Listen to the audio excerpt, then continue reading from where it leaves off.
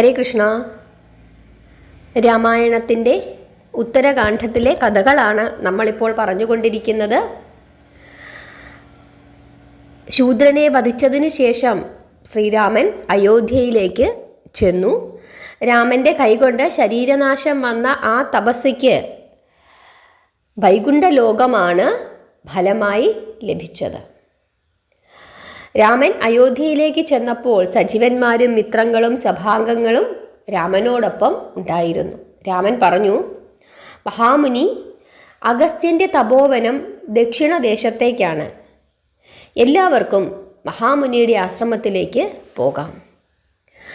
രാമനും പരിവാരങ്ങളും ദിവ്യരഥത്തിൽ അഗസ്ത്യൻ്റെ തപോവനത്തിലേക്ക് പോയി. വഴിയിൽ ഒരു കഴുകനും ഒരു മൂങ്ങയും ഒരു കൂടിനെ ചൊല്ലി കലഹിക്കുന്നത് കണ്ടു. വനത്തിലെ പല ജാതി പക്ഷികളും ചിറകടിച്ചുകൊണ്ട് അവിടേക്ക് എത്തിയിരുന്നു. ചക്രവാകങ്ങൾ, വണ്ടാരൻ കോഴികൾ, കഴുകൻ, തത്ത, കക്കത്തമ്പുരാട്ടി, കാക്ക, പ്രാവ്, കിളി, കൊക്ക് തുടങ്ങിയ എല്ലാത്തരം പക്ഷികളും അവിടെ എത്തിച്ചേർന്നു. കഴുകനും മൂങ്ങയും കൂടി ഭയങ്കര വഴക്ക്. കഴുകൻ പറഞ്ഞു, മൂങ്ങേ, എൻ്റെ വസതി ഉപേക്ഷിച്ചു പൊക്കോളൂ, ഇവിടെ താമസിക്കാമെന്ന് വിചാരിക്കണ്ട. മൂങ്ങ വിട്ടില്ല. കഴുക, നീ എവിടെ നിന്ന് വന്നു? ഇത്ര നാളും ഇതെൻ്റെ വീടായിരുന്നു. രണ്ടുപേരും തമ്മിൽ കൊത്തുകൂടി. രാമനെ കണ്ട് രണ്ടുപേരും ചിലച്ചുകൊണ്ട് വന്നു. കഴുകൻ പറഞ്ഞു, രാമ കേൾക്കണേ, അങ്ങേപോലെ പണ്ഡിതനായി ആരുമില്ല. യുദ്ധത്തിൽ ഇന്ദ്രനെ ജയിച്ച അങ്ങ് കാന്തിയിൽ ചന്ദ്രനെ ജയിക്കുന്നു. ജ്യോതിസിൽ ദിവാകരനെയും ബുദ്ധിയിൽ സാഗരത്തെയും വേഗതയിൽ പവനനെയും മധുരവചനത്താൽ അമൃതനെയും ജയിക്കുന്നു. ത്രിഭുവനങ്ങളുടെയും നാഥനാണ് അവിടുന്ന്.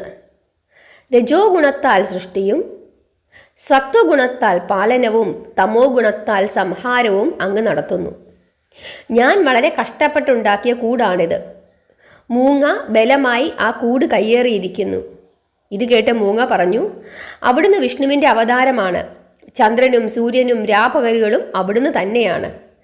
അനാഥർക്ക് നാഥനും അഗതികൾക്ക് ഗതിയും ധാർമ്മികനും നീതിമാനും ശത്രു സംഹാരകനും ആദിയും അന്തവും മധ്യവും അങ്ങ് തന്നെയാണ്. ഞാൻ തെറ്റു ചെയ്തെങ്കിൽ എന്നെ അങ്ങ് ശിക്ഷിച്ചുകൊള്ളൂ. രാമൻ ആ വൃക്ഷച്ചുവട്ടിൽ തന്നെ സഭ കൂടി. ദേവന്മാരും അവിടെ എത്തിച്ചേർന്നു. ശ്രീരാമൻ ചോദിച്ചു, എത്ര കാലമായി നീ ഇവിടെ താമസിക്കുന്നു? കഴുകൻ സഭയിലെ എല്ലാവരും കേൾക്കെ പറഞ്ഞു, മഹാപ്രളയത്തിൽ ഒന്നുമില്ലായിരുന്നു. വിഷ്ണുവിൻ്റെ നാഭിയിൽ ജനിച്ച ബ്രഹ്മാവ് ദേവാസുരന്മാരെയും ജീവജാലങ്ങളെയും സൃഷ്ടിച്ചു. അക്കാലം മുതൽ ഈ കൂട്ടിൽ ഞാൻ താമസിക്കുന്നു. എന്നിട്ട് തന്നെ ഒരു നാണവുമില്ലാതെ മൂങ്ങ ഇപ്പോൾ അധികാരം പറയുന്നു. കഴുകൻ പറയുന്നത് കേട്ട് രാമൻ പുഞ്ചിരിച്ചു. മൂങ്ങയോടും അതുപോലെ തന്നെ ചോദിച്ചു. മൂങ്ങ പറഞ്ഞു, കേൾക്കൂ രഘുപതി, വൃക്ഷം ഭൂമിക്ക് മുകളിലാണ് ഉണ്ടായത്. അത് കഴിഞ്ഞാണ് കൂടുണ്ടായത്. കുറേ കാലം പറന്നു നടന്നു ജീവിച്ചു. പറക്കാൻ കഴിവില്ലാതെ വാർദ്ധക്യമായി. അപ്പോഴാണ് ഈ കൂട്ടിൽ വന്നുകൂടിയത്. രാമൻ സഭയോട് ഇക്കാര്യം ആലോചിക്കാൻ പറഞ്ഞു. ഇവർ തമ്മിലുള്ള കലഹം മിഥ്യയാണ്. ആരാണ് കള്ളം പറയുന്നത്? ആർക്കാണ് ശിക്ഷ? സഭയിൽ വന്ന് സത്യം പറയാത്തവന് കോടിയുഗം നരകവാസം, 1 വർഷം വീതം തടവ്, 3 കുലവും നഷ്ടമാകും. സഭ ചിന്തിച്ചു. എന്നിട്ട് പറഞ്ഞു, കഴുകന് ശിക്ഷ നൽകണം. കഴുകൻ്റെ ഉത്തരം നോക്കൂ. പ്രളയം സൃഷ്ടിയെല്ലാം കഴിഞ്ഞ് ഒടുവിലാണ് ഉണ്ടാകുന്നത്. സ്ഥാവര ജംഗമങ്ങൾ ഒന്നും ആദ്യമില്ലായിരുന്നു. ശൂന്യമായിരുന്നു. ജലവും ജലത്തിൽ നിന്നുദ്ധരിച്ച് ഭൂമിയും വിഷ്ണുനാഭിയിൽ നിന്നും ബ്രഹ്മാവും ഉണ്ടായിക്കഴിഞ്ഞാണ് സൃഷ്ടികൾ നടക്കുന്നത്. അക്കാലത്ത് കഴുകൻ ഈ മരത്തിൽ കൂടുകെട്ടി താമസിച്ചു എന്ന് പറയുന്നത് കള്ളമാണ്. അതിനാൽ കഴുകന് മരണശിക്ഷ നൽകേണ്ടതാണ്. അപ്പോൾ ദേവന്മാർ പറഞ്ഞു, രാമ, ഇതൊരു സാധാരണ കഴുകനല്ല. ബ്രഹ്മശാപം നിമിത്തം കഴുകനായി തീർന്നതാണ്. ഈ പക്ഷിക്ക് ശാപമോക്ഷം നൽകുക. എങ്ങനെയാണ് ശാപം കിട്ടിയതെന്ന് രാമൻ ചിന്തിച്ചപ്പോൾ ദേവന്മാർ ആ കഥ പറഞ്ഞു. ഇദ്ദേഹം ദിവസവും 1,00,000 ബ്രാഹ്മണർക്ക് ഭക്ഷണം നൽകുന്ന ഒരു രാജാവായിരുന്നു. ദൗർഭാഗ്യവശാൽ ഒരു ബ്രാഹ്മണന് തലമുടി വീണ ചോറ് കിട്ടി. ബ്രാഹ്മണൻ ശപിച്ചു. ബ്രാഹ്മണന് നരമാംസം തിന്നാൻ കൊടുത്തു എന്നാണ് ബ്രാഹ്മണൻ പറഞ്ഞത്. വ്രതം മുടക്കിയതിനാൽ കഴുകനായി തീരട്ടെ എന്ന് ശപിച്ചു. ശാപം കേട്ട രാജാവ് ബ്രാഹ്മണന്റെ കാലു പിടിച്ചു. കരഞ്ഞുകൊണ്ട് ശാപമോക്ഷം തരണമേ എന്ന് പ്രാർത്ഥിച്ചു. എന്ന് ശാപമോക്ഷം കിട്ടുമെന്നും ചോദിച്ചു. മനസ്സലിഞ്ഞ് തൃപ്തി തോന്നിയ ബ്രാഹ്മണൻ ആശ്വസിപ്പിച്ചു. എന്നിട്ട് പറഞ്ഞു, വിഷ്ണു രഘുവംശത്തിൽ വന്ന് പിറക്കുമ്പോൾ അദ്ദേഹത്തെ സ്പർശിച്ച് മോചനം നേടിക്കൊള്ളുക. അങ്ങനെ ബ്രഹ്മശാപത്താൽ പക്ഷിയോനിയിൽ പിറന്ന രാജാവാണ് ഇത്. രാജാവിൻ്റെ ദുർഗതി എല്ലാം രാമ അങ്ങയെ തൊട്ടാൽ തീരും. രാമൻ കഴുകന്റെ ദേഹത്തിൽ ഒന്നു തൊട്ടു. പക്ഷിദേഹത്തിൽ നിന്നും രക്ഷപ്പെട്ട രാജാവിൻ്റെ ആത്മാവ് സ്വർണ്ണ വിമാനത്തിൽ കയറി വൈകുണ്ഠത്തിലേക്ക് പോയി. ശ്രീരാമൻ അഗസ്ത്യാശ്രമത്തിലെത്തി. മുനിയെ വന്ദിച്ചു. വേണ്ട പൂജകൾ ചെയ്തു. അഗസ്ത്യൻ വിശ്വകർമാവ് സൃഷ്ടിച്ച അലങ്കാരങ്ങൾ ദാനം നൽകി. രാമൻ പറഞ്ഞു, മുനേ, ക്ഷത്രിയന് ബ്രാഹ്മണൻ ദാനം നൽകാൻ പാടില്ല. ക്ഷത്രിയന്മാർ ബ്രാഹ്മണന്മാരെയാണ് പൂജിക്കേണ്ടത്. അങ്ങനെയല്ല, സ്വർഗത്തെ ദേവേന്ദ്രനും ഭൂമിയെ രാജേന്ദ്രനും പരിപാലിക്കുന്നു. ദേവപാലൻ്റെ അംശമാണ് ക്ഷത്രിയൻ. ക്ഷത്രിയന് ദേവേന്ദ്രൻ്റെ പദവിയാണ്. അതിനാൽ ക്ഷത്രിയ കുലത്തിൽ പിറന്ന അത്യുത്തമനായ അങ്ങേക്ക് ദാനം നൽകാം. ഈ അലങ്കാരങ്ങൾ അങ്ങയുടെ ശരീരത്തിന് ഇണങ്ങുന്നതാണ്. ഇങ്ങനെ പറഞ്ഞ് രാമന് മുനി അലങ്കാരങ്ങൾ നൽകി.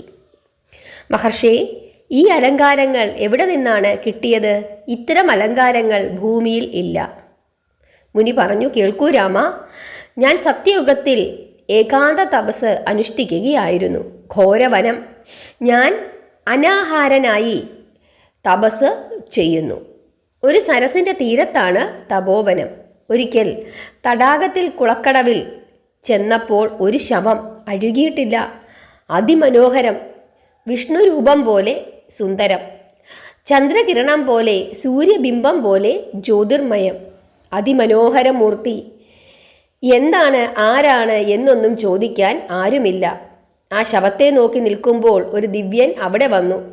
രാജഹംസങ്ങൾ വലിക്കുന്ന സ്വർണ്ണരഥത്തിലാണ് വന്നത്. അദ്ദേഹത്തോടൊപ്പം 700 ദേവകന്യകൾ ഉണ്ട്.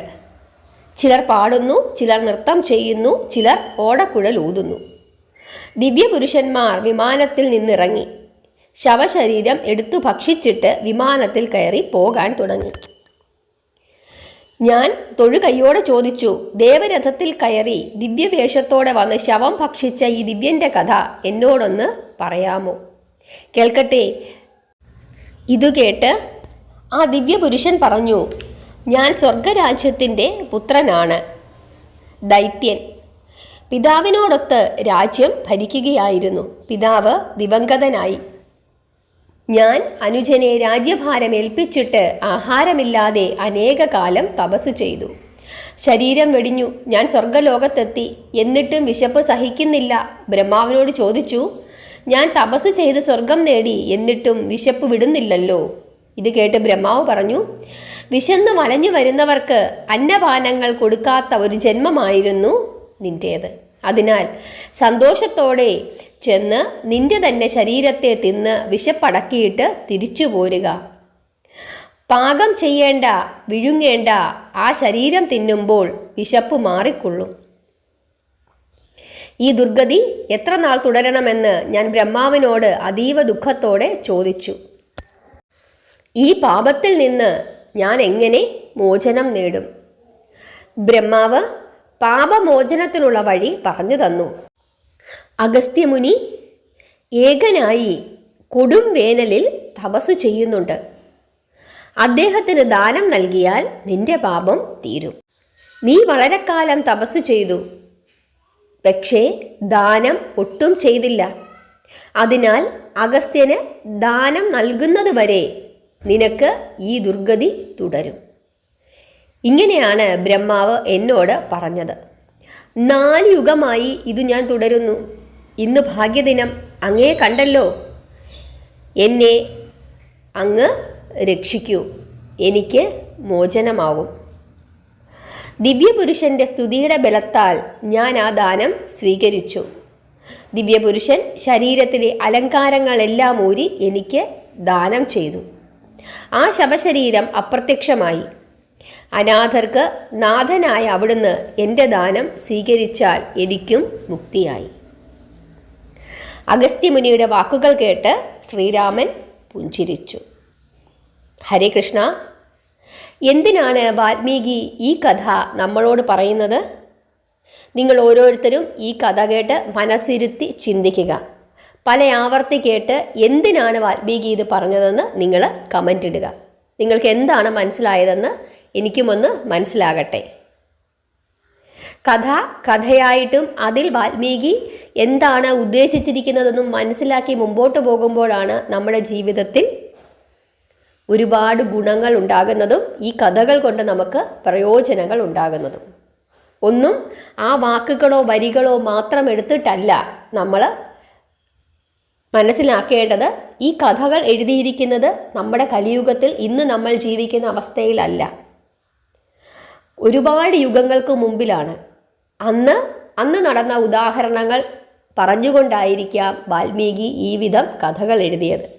അതുകൊണ്ട് നമ്മളത് ഇന്നത്തെ യുഗത്തിൽ ഇന്ന് നമ്മുടെ മുമ്പിൽ കാണുന്ന രീതിക്ക് അനുസരിച്ച് മനസ്സിലാക്കി വ്യാഖ്യാനിച്ച് ശരിയും തെറ്റും തിരിച്ചറിഞ്ഞ് മുമ്പോട്ട് പോവുക എന്നുള്ളതാണ് ഓരോരുത്തരും ചെയ്യേണ്ടത്. നിങ്ങൾക്ക് ഈ കഥയിൽ നിന്നും എന്ത് മനസ്സിലായി എന്ന് നിങ്ങൾ എല്ലാവരും തന്നെ കമൻ്റ് ഇടണം. കഥകൾ ഇഷ്ടപ്പെട്ടെങ്കിൽ ഇഷ്ടപ്പെട്ടെന്ന് പറയണം, നിങ്ങളുടെ അഭിപ്രായങ്ങൾ പറയണം. ഇഷ്ടപ്പെട്ടെങ്കിൽ ലൈക്ക് ചെയ്യണം. സബ്സ്ക്രൈബ് ചെയ്യാതെ കാണുന്നവരുണ്ടെങ്കിൽ സബ്സ്ക്രൈബ് ചെയ്യണം. നാമം ചൊല്ലണം, പ്രാർത്ഥിക്കണം. ഹരേ കൃഷ്ണ.